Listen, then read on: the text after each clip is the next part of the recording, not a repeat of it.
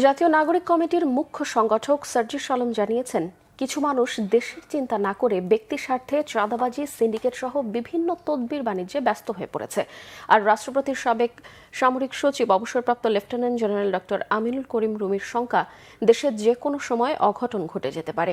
রাজধানীর diploma engineers মিলনায়তনে Chapainawabganj forum আয়োজিত এক প্রীতি সমাবেশে এসব কথা বলেন তারা। ফোরামের সভাপতি নুরুল ইসলাম বুলবুলের সভাপতিত্বে অনুষ্ঠিত এই সমাবেশে জুলাই বিপ্লবে চাঁপাইনবাবগঞ্জের শহীদ পরিবারের সদস্যদের গৌরব স্মারক তুলে দেন অতিথিরা। সেই সাথে কৃতিত্বপূর্ণ অবদানের স্বীকৃতি হিসেবে প্রকৌশলী, বিজ্ঞানী, শিক্ষক ও সাংবাদিকদের হাতেও ক্রেস্ট তুলে দেন অতিথিরা। এর আগে এক আলোচকরা বলেন, দেশে যখন সংস্কারের কাজ চলছে তখনও উত্তক্ত করে ঘোলা পানিতে মাছ শিকারের চেষ্টায় ষড়যন্ত্রকারীরা। চাঁপাইনবাবগঞ্জ সহ দেশের পিছিয়ে পড়া জেলাগুলোতে সম্মিলিত উন্নয়ন না হলে দেশের অগ্রগতি হোঁচট খাবে বলেও উল্লেখ করেন আমিনুল করিম রুমি। সমন্বয়ক সার্জিস আলম বলেন, ব্যক্তি স্বার্থে কিছু মানুষ জুলাই বিপ্লবের কথা ভুলতে বসেছে।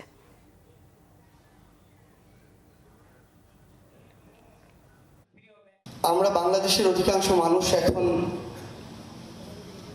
জুন 5 থেকে শুরু করে অগাস্ট 5 এই সময়টা ভুলে যেতে বসেছি। এই বাংলাদেশ যে গতিতে, যেভাবে, যেদিক দিয়ে যাওয়া প্রয়োজন, আমাদেরই অনেকের দ্বারা এই পথটা বাধাগ্রস্ত হয়। আমরা সকলে আমাদের জায়গা থেকে একে দোষ দেই, ওকে দোষ দেই, এ চক্রান্ত করছে, ও চক্রান্ত করছে বলি, কিন্তু আমাদের অনেকেই এই সিস্টেমগুলো যে কারণ দিয়ে বাধাগ্রস্ত হয় সেই কারণগুলো সৃষ্টি করছি।